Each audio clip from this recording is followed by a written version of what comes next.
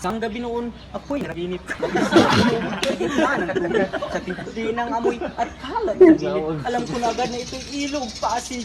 Saklolo, ito'y aking sigaw. Walang makarinig, walang nagdaraan. Ulila ang gabi, ulilang kailan. Ang matinding takot ang nararamdaman. Ilog dilim, samo ako sa iyo. Sa alon mong dilim, maliligtas ba ako? Ano iyang turang binging-bingi ako sa mga basurang nasa katawan ko.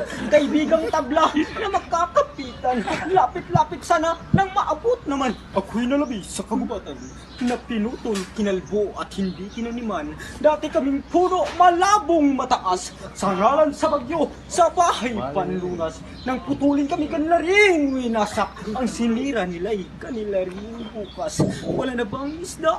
Wala na bang buhay? Na magkakarinig sa aking panawagan. Pati hangin yata'y walang pakialam. Sa kapal ng usok na nakapalatay. Lumubog ako. Hindi na kaya. Sa dumi ng tubig at amoy basura. Ay, mabuti na lamang. Ay, panaginip lang pala. At may handog na aral sa ating balana.